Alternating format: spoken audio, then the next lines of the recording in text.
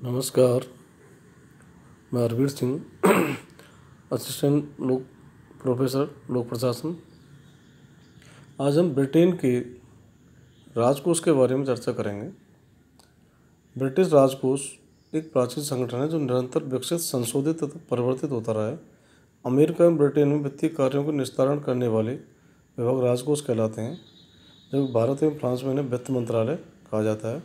British राजकोष किसी भी देश के वित्त विभाग की तुलना में अधिक सशक्त प्रशासनिक संगठन माना जाता है, क्योंकि इसे परंपरागत रूप से कतिपय कार्य ऐसे मिले हुए हैं जो सामान्यतः अन्य देशों के वित्त विभाग या राजकोष के अधीन नहीं है। राजकोष का संगठन। ब्रिटेन के राजकोष का सर्वोच्च पदाधिकारी वित्त मंत्री होता है, जिसे चांसलर ऑफ एक्सचेकर कहा जाता है। यद्यपि वास्तविक कार्यपालक का मुखिया प्रधानमंत्री को राजकोष के सर्वोच्च अधिकारी फर्स्ट लॉर्ड ऑफ ट्रेजरी माना जाता है, तथा प्रधानमंत्री राजकोष के मामलों में केवल बजट निर्माण तथा घोर वित्तीय अनियमितताओं के समय हस्तक्षेप करता है। चांसलर ऑफ एक्सचेकर मंत्रिमंडल का सदस्य होता है और राजकोष की समस्त गतिविधियों पर निगरानी रखना उसका दायित्व है। राष्ट्रीय वित्त, अर्थव्यवस्था, उद्योग तथा व्यापार संबंध नीतियों निर्माण में उसकी महत्वपूर्ण भूमिका रहती है। चांसलर ऑफ एक्सचेकर के अधीन 2 या 3 उपमंत्री या संसदीय सचिव भी नियुक्त किए जाते हैं, क्योंकि राजकोष के कार्य विस्तृत एवं गंभीर प्रकृति के होते हैं। ये सभी पदाधिकारी मंत्रिपरिषद के सदस्य होते हैं। प्रशासनिक स्तर पर राजकोष में एक स्थायी सचिव होता है, जिसकी सहायतार्थ अनेक उप सचिव, सहायक सचिव, प्रिंसिपल वित्तीय अधिकारी, निष्पादक अधिकारी तथा लेखा अधिकारी होते हैं। सुविधा की दृष्टि से राजकोष को निम्नलिखित खंडों में विभाजित किया जाता है: लोक सेवा संस्थापना खंड, वित्तीय एवं बजट खंड, आपूर्ति खंड, करारोपण खंड, बैंकिंग खंड, बीमा एवं सहायता खंड, O&M खंड, विकासशील राष्ट्र सहायता खंड, अंतर्राष्ट्रीय मुद्रा खंड, साख एवं नियंत्रण खंड, अंकेक्षण एवं नियम खंड। ब्रिटिश राजकोष का संगठनात्मक ढांचा इस तरह है: प्रधानमंत्री अध्यक्ष होते हैं, उसके नीचे चांसलर ऑफ एक्सचेकर या वित्त मंत्री होते हैं, स्थायी सचिव होते हैं जो वित्त सचिव कहलाते हैं, उप सचिव होते हैं, प्रशासनिक खंड होते हैं, उनके अलग अलग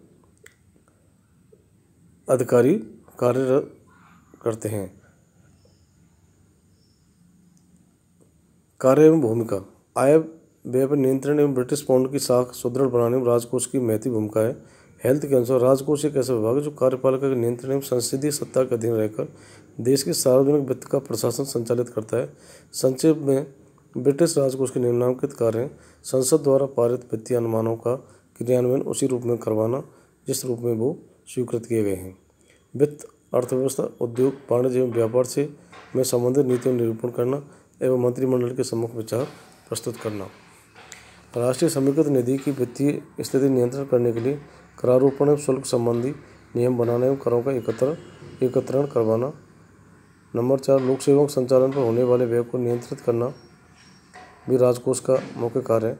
इस संबंध में राजकोष लोक सेवाओं के वर्गीकरण, नए पदों सृजन, प्रचलित पदों में कटौती, लोक सेवाओं की भर्ती, प्रशिक्षण तथा पदोन्नति सहित पेंशन एवं क्षतिपूर्ति दावों इत्यादि के क्रम में कठोरतापूर्वक कार्रवाई करता है। नंबर 5, सरकारी ऋण, साख, देनदारियाँ, लेनदारियाँ, बैंकिंग, बीमा तथा ब्याज के नियम बनाना तथा राष्ट्र हित में कार्रवाई करना। सरकारी लेखों के संधारण के दिशा निर्देश देना तथा अंकेक्षणिक कार्रवाई संपादित करना। नंबर 7, अंतर्राष्ट्रीय मुद्रा व्यापार, शेयर बाजार, वस्तु व्यापार, वाणिज्यिक समव्यवहार तथा साख को प्रभावित करने वाले कारकों पर नजर रखना। विकासशील राष्ट्रों को ब्रिटिश सरकार द्वारा दी जाने वाली वित्तीय सहायता के संबंध में ओवरसीज डेवलपमेंट एजेंसी एवं अन्य संस्थाओं से समन्वय करना। नियंत्रक एवं मालिका परीक्षक, लोक लेखा समिति तथा व्यय समिति की रिपोर्ट के अनुसार वित्तीय नियंत्रण का प्रयास करना। नंबर 10, प्रशासनिक संगठनों में पदासीन वित्तीय अधिकारियों, कार्यालयों, अध्यक्षों से समन्वय स्थापित करना। नंबर 11, लोक सेवाओं, प्रशासनिक कार्यक्रम, लोक उपक्रमों तथा स्वायत्त संगठनों में कार्यकुशलता बढ़ाने एवं लागत मूल्यांकन घटाने के सुझाव देना।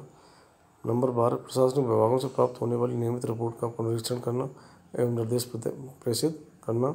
नंबर 13, O&M से संबंधित कार्यों पर निगरानी रखने तथा प्रशासनिक कार्यक्रम में चुस्त बनाने का कार्य करना।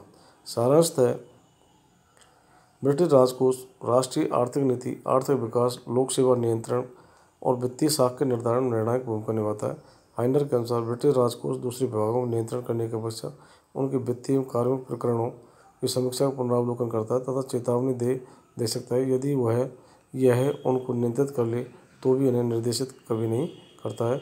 हालांकि लगता है ऐसा है कि राजकोष दूसरे विषयों को निर्देशित अधिक करता है। सन 1961 में committee on control of expenditure Plowden committee ने सार्वजनिक व्यय पर नियंत्रण स्थापित करने के लिए यह सुझाव दिया था कि व्यय करते समय दूरदर्शिता तथा आवश्यकता अनुकूल नियोजन को ध्यान में रखा जाना चाहिए तथा बजट अनुमानों के स्वरूप का सरलीकरण करते हुए मात्रात्मक साधनों का अधिक प्रयोग होना चाहिए।